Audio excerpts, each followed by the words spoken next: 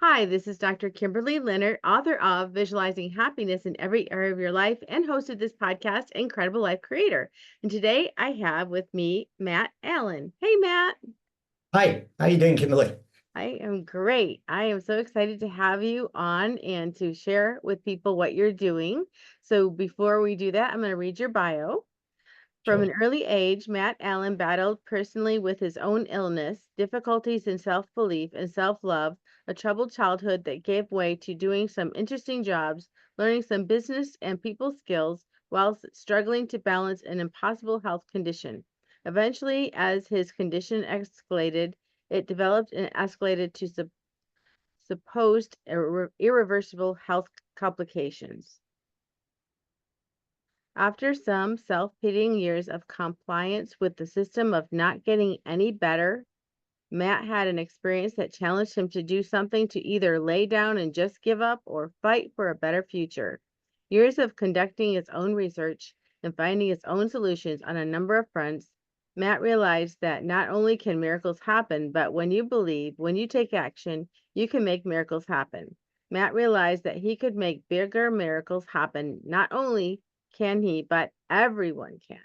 So Matt left that behind and now he does what he does.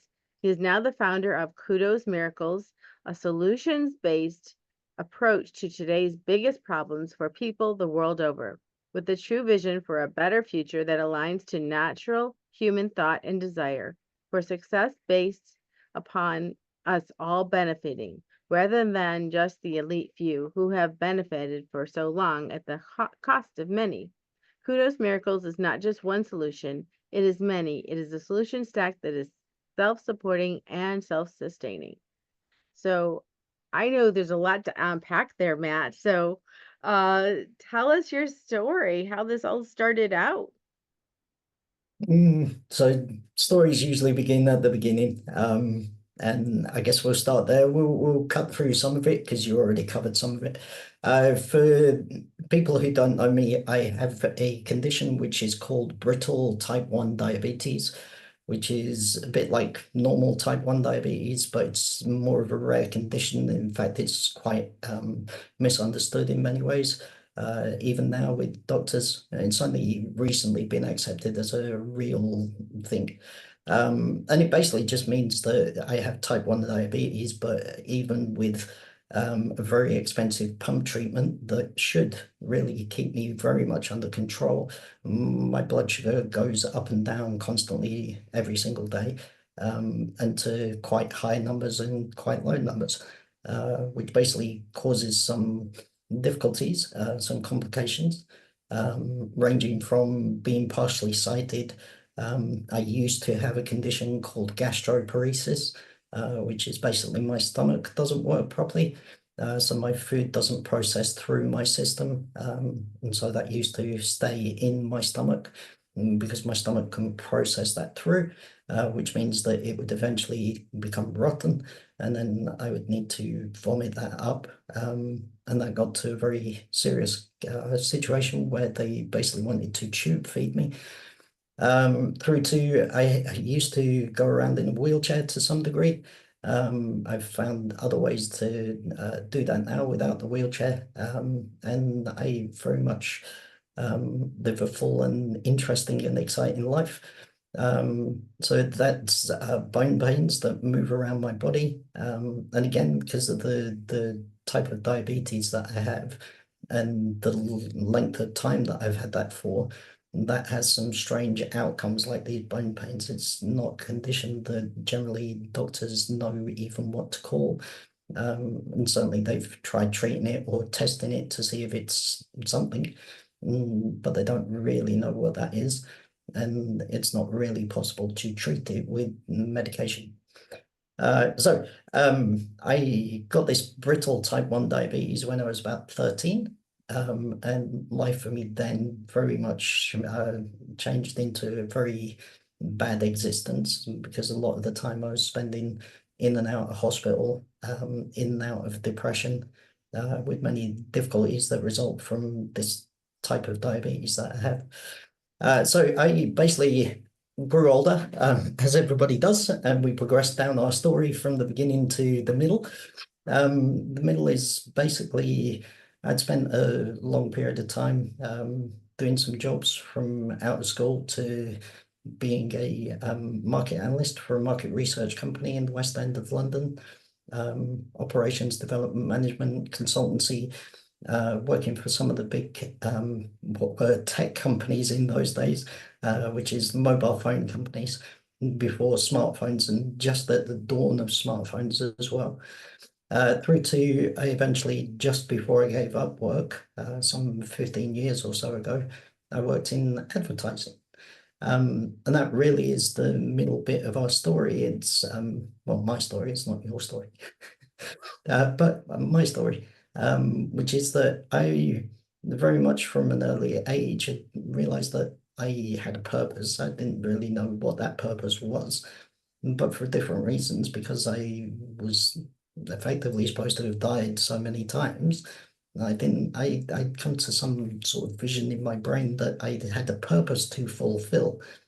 And once that purpose was fulfilled, then potentially my job here is done, then those things that should be killing me, maybe one of those would happen.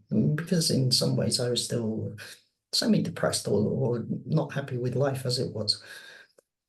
So I basically devised a system, a business process that compared to the advertising strategy at the time was a little bit different. And compared to business in general is very different because that business process is about putting customers actually first, about making sure that everybody benefits to the fullest degree that they can out of a business opportunity that also benefits the people in charge and those investing and those things beyond.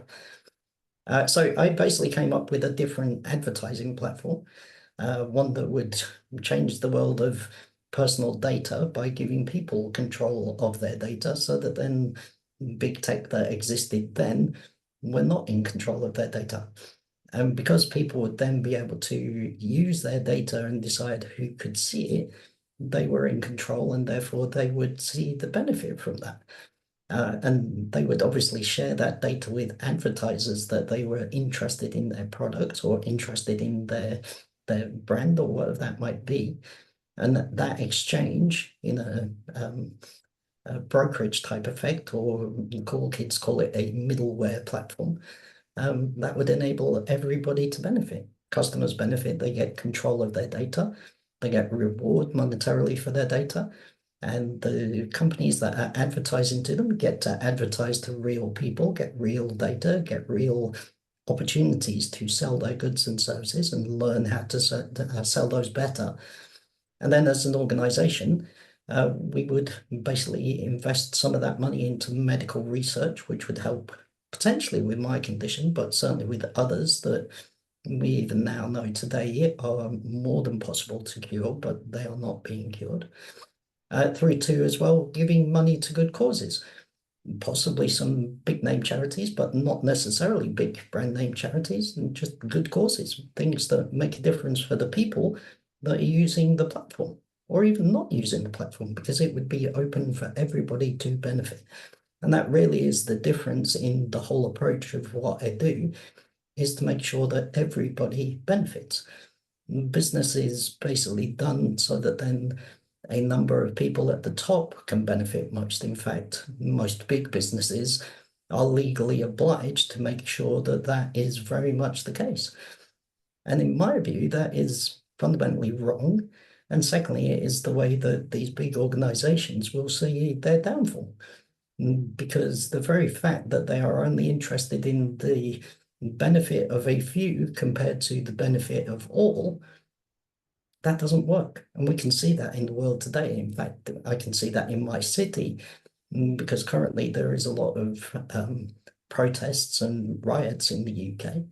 And that's happening in a lot of places around the world. Why? Well, because people are suffering. And why are they suffering? Because they're not getting enough. And why are they not getting enough? Because the people at the top are only interested in the people at the top. And some of those people are the very people who should be interested most in the people at the bottom, but they're not. So, on with the story. I get carried away sometimes, sorry.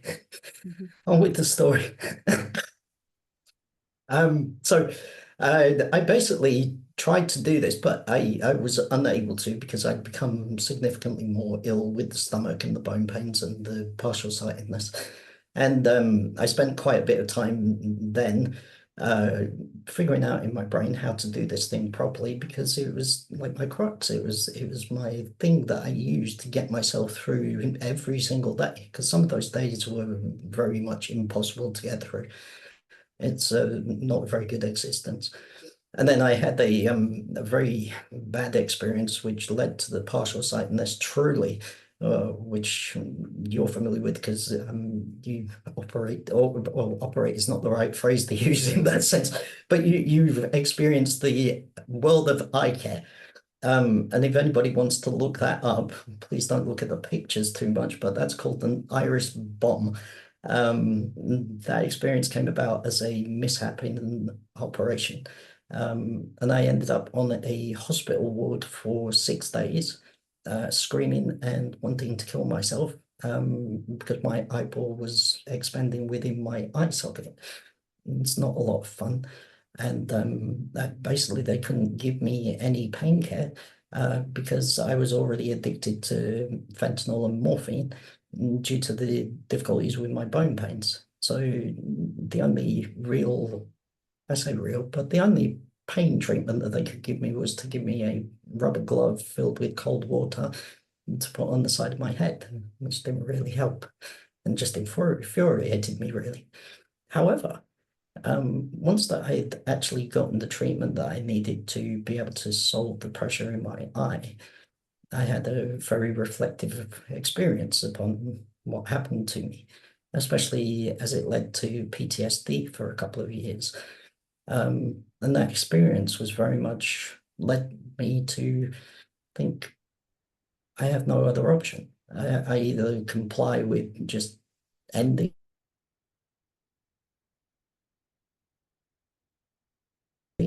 and living a life of spending or coping with being alive, or I figure out how to change that and how to make me better again. And today I am much, much better because I spent a lot of time and energy and effort trying to figure out how and why and what I needed to do to be able to feel better and to actually have some energy and to be able to eat things like steak instead of putting that through a tube, actually putting that through my mouth and putting it into my stomach and it going all the way through. And to being able to get around without the wheelchair, okay, I can't see incredibly well, but I can see a little bit better today. And some of that has been through not traditional medication, although I don't like that phrase. I very much think that many of the phrases that are used in terms of medical industries are very much wrong in the way that they portray what is happening with us now. So I basically found some things that treat me better than the medication that I'm supposed to be on. That made me feel so much better. That gave me more energy, more time, and also less brain fog, if anybody's familiar with that phrase.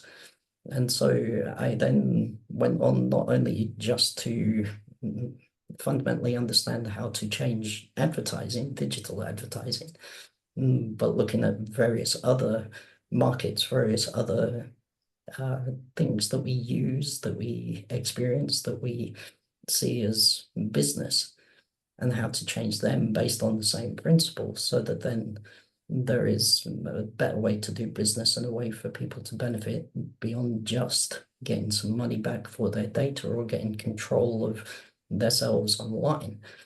And instead being able to change things like solving the housing crisis or energy or helping the environment in different ways to what it's done today through to democracy, through to providing world peace, those sorts of things. Because all of those things are things that people would benefit from rather than just the people at the top. And that's why a lot of those things are not solved today, and why a lot of these protests and riots and things are happening because people are unhappy with the world, and the world is climatically coming to a point of change. And the problem is that there's two options with that change. Well, there's three. The first option is that it continues as it is, And the people who are just benefiting currently, they continue to benefit and they bring in more legislation and rules that means we'll never benefit, only they will, through to the other options, which are fundamentally one option, which is that people win. The first side of that is not a very good one, which is that eventually we end up in civil war and much worse than riots that currently exist. And I don't think that's a good option whatsoever. Or the other option there is to find a solution to the problems, find many solutions to the problems. Mm, I know what those solutions are. That's who I am. That's what I do, is I create these solutions. That doesn't mean that I can implement them necessarily. I can't code, for instance, a an advertising platform that people could use to get control of their data. But I can make that happen, and I've managed to succeed over the last year and a half, 2 years, to get to the point where I'm talking with wonderful people like you and your wonderful audience, amongst the various other things that I do in order to be at point to deliver on those solutions. And interestingly, we're talking a story that begins at the beginning, then it follows a timeline. And I think that very much soon, very soon, there's going to be a time that we will need the solutions that I know. And that brings us to today, which is just around the corner from the possibility of that change taking effect.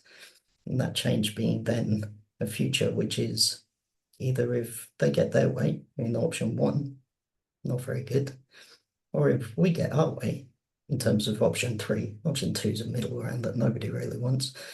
Option three, we have a very much better future, one that's good for our children, one that's good for all time, because it's based upon the things that people need, and with people getting those things rather than just a few people. So I hope that I haven't gone on too much. Well, thank you so much. So, first of all, you know, you started in childhood, basically, age 13, having to deal with an illness that was destroying your body little by little, Yeah. and um not really giving you, a lot of people look back at high school times and they think of, you know, parties or friends or sports, and you were in the hospital. Um, and there's other people, they might not have the same diabetic situation that you had, but there are people that are experiencing these kind of health issues, different ones, where it's just like they just can't seem to to to get better. So Yeah. first of all, what would you say to them? Let's say someone, I mean, that horrible experience with your eye problem where it was so painful you couldn't stand it. There's people going through those painful things, people who can't eat, people who have all sorts of these problems. What would you say to them to encourage them? Any, because it's so easy from someone outside to go, "Oh, I hope you feel better."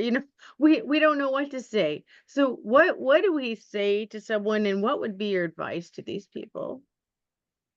So first of all, my first thing would be that I don't give medical advice. I know my body and what's good for me.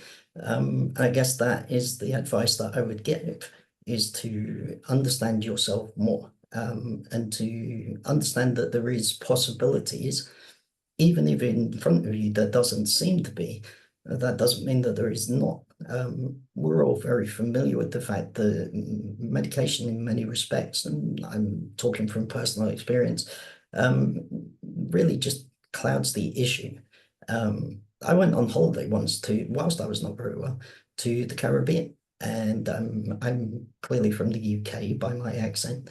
And when I was in the Caribbean, I watched some adverts on the TV, because there was a lot of adverts. It was American TV that they had. Quite a lot of those adverts were for medical things, tablets and creams and lotions and all sorts of stuff. I remember three particular types of adverts. One was for people who have, I don't know, mental health issues, depression. And those adverts would talk in the first half about having depression or having some mental difficulty, mental health difficulty, and how their product would be able to solve those problems for you. You would feel so much better. And then the second half of that advert would be filled with, if you do take our medication, please be aware that you may become psychotic, amongst other things. If that happens, please seek some medical advice quite urgently. Then you would see an advert for things like neuropathy, something that I'm very familiar with my diabetes. I was very intrigued by this because they were talking about how they could solve the nerve pains. That sounded amazing to me. And there was talk about different devices or creams or tablets or whatnot. I watched them with great interest to again find that the second half of that advert was you might end up not being able to feel your fingers or hands at all and some other complications. If that happens, by all means, just go along to the A&E and they'll be able to help you with that. But yeah, you take our tablets and you'll feel better. Really? Because that sounds as though you might actually be giving me the very same thing as what I've already got, but worse. And then a third one, because of my diabetes, eventually I may die from heart complication because diabetes is kind of a inflammatory circulatory system illness. It has some impacts in that way. And so I'm quite interested to make sure that my heart is as healthy as possible. I watched some adverts that talked about how they can help people deal with high blood pressure through to, I don't know, people who've had myocardial infarctions and such like.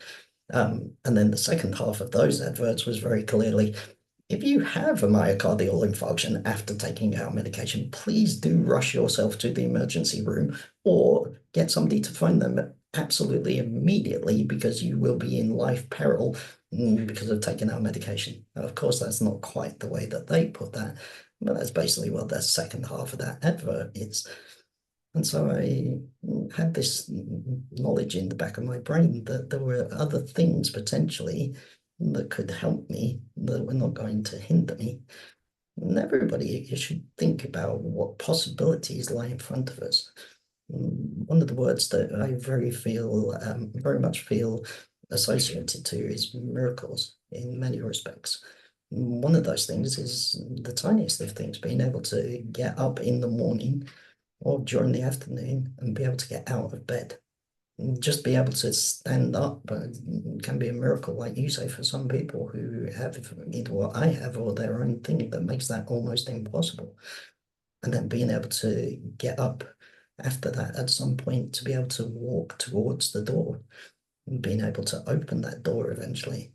And then beyond that, to be able to go out into the corridor and walk along to either the bathroom or the kitchen, depending on your living situation. Maybe even go down the stairs or up the stairs. Those things seem impossible to many people. They seemed impossible to me, but I can do those things. And now I do bigger things. And the reason, because I decided to open my eyes and look what is possible rather than being held back by being told nothing's possible. You're just going to live like this if you're going to live at all. That's no life. There's no reason to take all of the medication that makes us potentially worse or ill or whatnot. And again, this is not medical advice. I'm not telling people not to use that stuff, but it's not my decision for them. I still use some medication. And in fact, although it's not medication, it's a treatment. I take insulin every day. In fact, virtually all day, every day. And without that, I would very much die, and I would be complete idiot to stop taking insulin on the belief of, oh, if I stop taking the insulin, I'll be great. That doesn't happen. But I am a very strong believer in a future of possibilities, especially when businesses like Kudos Miracles exists, where we can really do medical research in the future into things that actually cure people's illnesses, treat them properly, stop them having to be addicted to morphine, fentanyl, antidepressants, those sorts of things, if they're not needed. But that's a brighter future that we can look forward to, right? So that's what I would say. And then if we have a friend going through like what you were going through? How do we be a good friend? Is there something we can say, or how, you know how when someone's going through that, any kind of illness, because I've dealt with that in my life with some family members, and basically you feel helpless. You want so much to somehow encourage them or help them feel better. What can we do as friends, family members to what can we say? What can we do? You'd be surprised. For me, it's just a little list of things, just knowing that somebody's there or knowing that somebody loves you or they want to help, even if they can't. The doctors quite often can't help, the nurses can't help. Um, Sometimes it's not in a hospital setting, sometimes it's at home, and just knowing that my son at the time would walk in the room and give me a hug every now and then, or just bring me a tissue, or bring me a little drink, or whatever the case may be. It's the small things, right? And those small things add up to a lot. And those small things make us think, I'd like more of that. And the more positive that we can be, the more we can try and focus on finding possibilities rather than crossing things off the list. Crossing things off the list is getting to the thing eventually that will solve the problem. It's not crossing off all the solutions. There's more solutions than what we realize. And trust me, that is very much the case in many regards for many things in the world today. I talk about changing things like war into peace. That doesn't seem like a solution that could ever happen. But there is a very clear and obvious path to make that happen. We just need to make that facilitated. That's what I would say to people is just don't give up. Even when it seems like giving up is the easiest thing. That's the very time not to give up. It's the very time that you will motivate yourself to do even better. Yeah, yeah, that is great advice, and for anyone, because all of us have our own things, even if it's not something medical, emotional things that happen in life. I mean, that's part of life is things happen. Things Yeah, happen. We have to be able to roll with it regardless of what we're given. And we're yep, all given something different. And, I mean, that's why you have, behind you, if anybody's on the video part of this, Matt has a whole list of uh, miracles he wants to make happen in this world. Anything from, from housing to medical to, um, and we all want to have that positive outlook because, you know, why are we here? Really? Why are we here? I think why we here is a fundamental difference for people to those few people, right?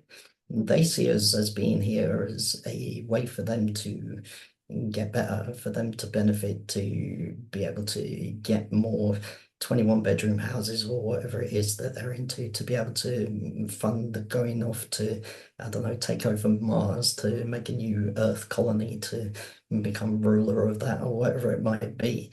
Um, we see that as we need to benefit. We see that as we need to make something better for us or our communities or our family or the world or whatever it might be.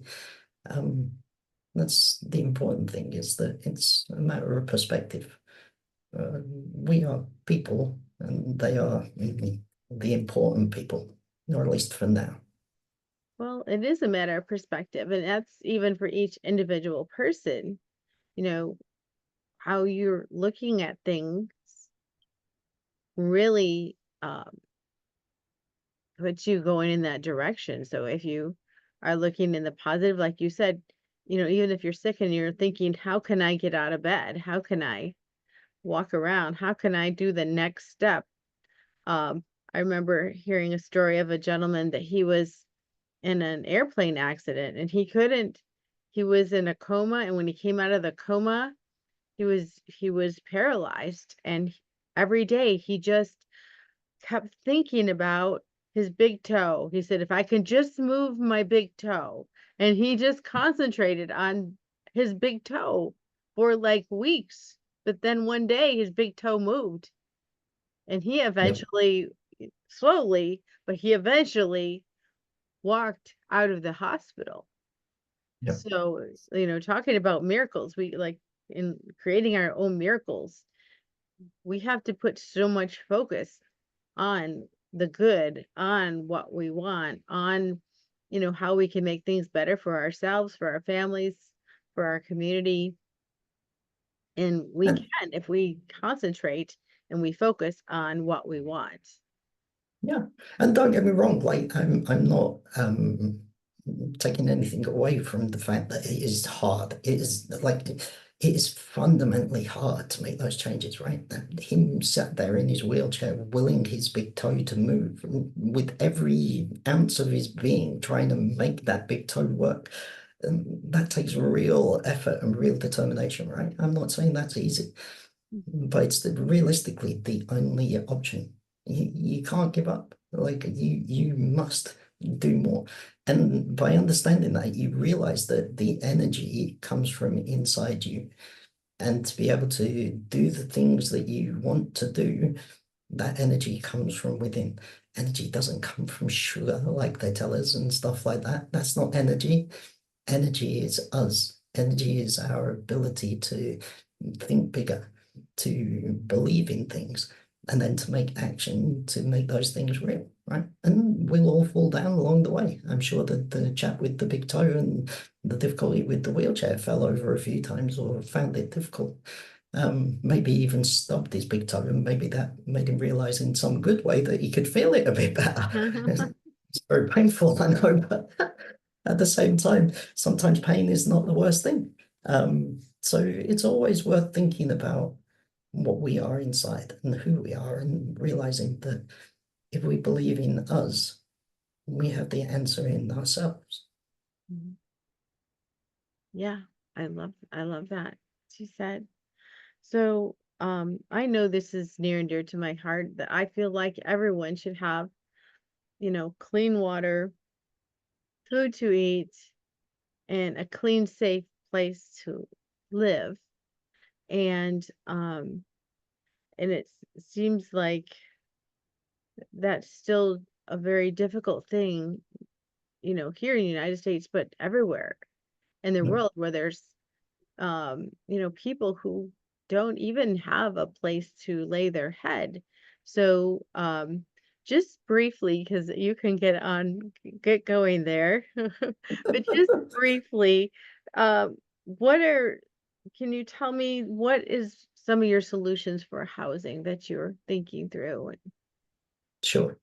So some of this as well is in the beginning to be operational phase. So some of it I can't divulge too much about the nitty-gritty of what happens, right? But I tend to explain this. In the UK, we have a way to describe the housing market as a housing ladder, right? And that market might be buying a home or renting a home, right? And what currently happens to progress up the housing ladder, you start off at homelessness, and you can't really reach up to the first rung of the ladder from homelessness because there's no real way to get from ground zero up to that rung. But for people, for instance, who are leaving home or leaving education, they hopefully have supportive friends or family or a job that can help them to afford the things that they need to get to that first rung of the ladder, to move away from staying at university lodgings to being at home, to be able to move to rent their own place or to buy somewhere. And those financial steps that people usually need help to get to are things like having a deposit or paying some legal fees or an agency or being able to pay for some things that you need, like some sticks of furniture, right? And in England, that's called the housing ladder. The first rung of that is that stage, and then you progress up that housing ladder until you essentially become a landlord, or you at least own your own property, so that then you can have comfort and knowledge that you're not going to lose your property.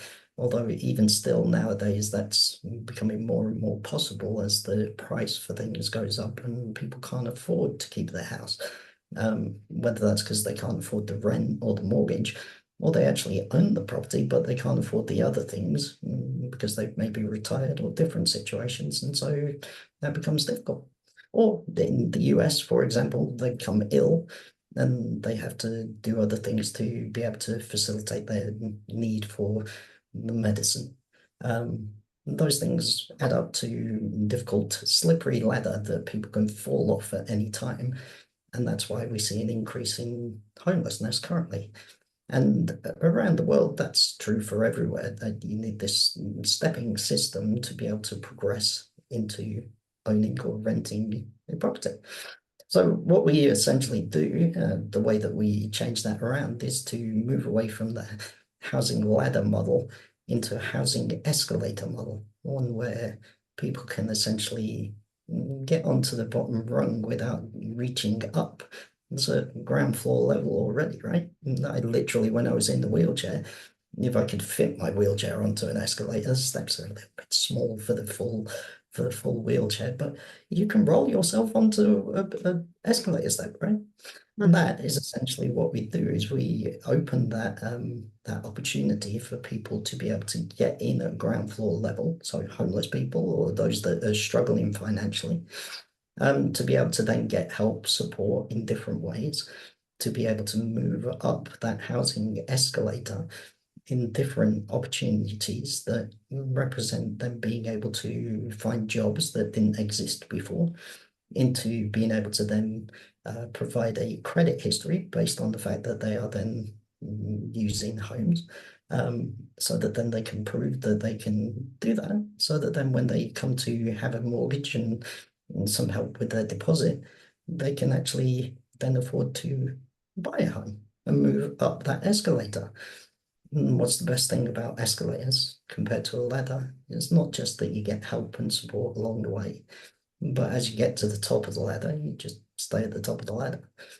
And what happens with the housing escalator is that the escalator goes back down and picks up some more people, so that then more people can own their own home eventually, and have support and have care and become a bigger community, a community that actually cares along the way for everybody and is of benefit to people in many different ways that the housing ladder currently does not do. Why? Because majority of the big money in the housing ladder, they're only interested in their own benefit, whereas the housing escalator is all about everybody benefiting. And so it helps all people to be able to have a better life. And if you think as well about the opportunity that lies with millions of people around the world who are currently unhoused, and so that then they could get jobs and homes and such like and contribute towards communities and the economy in many different ways, what that opportunity represents for the world and what that money would make in terms of difference financially for the world at the same time. Those opportunities are things that the people in big business are not interested in, because they don't see those people as a solution. They see those people as a problem. Even in the US and my country, they send the police out to move those people on or into prison because that seems like the current solution that they have to that problem. That's not a solution for those problems. That's just the way that they take care of it. The real solution is to look at things differently and realize that people are the solution. Mhm. Beautiful. Thank you. Thank you so much for that. So, if people wanted to connect with you or find out about all the things you're doing, how do they do that? Do you have a website or someplace they can find you?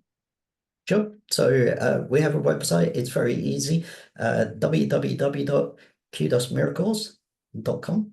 And then if you are on Facebook, although I don't go on Facebook very much, or particularly LinkedIn, which is where I currently operate the most, if you just search for Kudos Miracles or Matt Allen, Kudos Miracles, whatever the case may be, you'll find me. I'm there most of the time. All right. Well, thank you so much. So now I have a personal question for you. What gives you the most happiness and fulfillment in your life at this point? Um, So there's a lot of problems in the world, right? We've talked briefly about some of them. And for me, the world has gotten a better place rather than getting a worse place. Not because financially I'm better off, not because like I have something amazing parked in the garage because I can't drive, right? Not because I've got a 21 bedroom house. I don't. I can't sleep in that many beds. I can only sleep in one. The thing that really is exciting for me is the knowledge of community and love and realization for myself as much as everybody else that community is about people and that love is about people. And realistically, although we get told that we are full of hate and we should hate each other and oh, these people are this particular thing and those people are that particular thing, and therefore we shouldn't like them and they shouldn't like us and we shouldn't like ourselves because fundamentally we're all rotten to the core because we all hate each other. That's not the good thing about life. The good thing about life is that we all love each other. Realistically, we all want the best thing for ourselves, for our children, for our families, for our communities, for the world, like I said before, because the world is filled with many wonderful, miraculous people, right? And things that you wouldn't ever imagine exist. And that for me is the best thing. The thing that's most exciting is that sure, I have this big idea, the big solutions, the big focus in my life, but the realization is that everybody is unique in some way. And those things are not differences that we should look at and think, oh, that's terrible, they're different to me. But instead, we should look at those things and realize, yeah, they are different to me. That's very exciting, but they're also very similar to me. And that is unity. And that is love, right? Is appreciating the difference in something and being able to look at that and think very much like that and welcoming it with open arms, right? Mhm. Yeah, well, thank you so much for being on the podcast today and for That's my pleasure. I your very much vision, enjoyed your being here. mission. Yeah, yes. So I have one last question before we finish. What is your best advice on living an incredible, amazing life? So I would just basically say always, always try harder. Always keep going. When you give up, there is no future. When you give up, there is no help that can be found. Even if somebody offers you a hand, sometimes that hand cannot be reached out to because you've given up too much. And just keep trying, and we will get there. The future may look bleak at the moment. The future may look as though there's many wars and there's lots of bad things happening in the world, not just in the world, but even where I live, just across the park from where I live, there was a police station and a citizens advice bureau burnt down just last weekend because of the difficulties in the world. The best thing is that we know that things can change, and by not giving up, by looking to a future, by believing in miracles, by taking some action. No, I don't mean burning down fire stations, police stations rather. I don't mean that. What I mean is to find the right way to unify together in love and in the ability to know that there are things that we can change. In fact, the very thing that we should change is the thing that will undermine everything that the powers that be want to control us by. Great. Well, thank you so much, Matt. It's a pleasure. And thank you. We'll talk to you again soon. I hope so.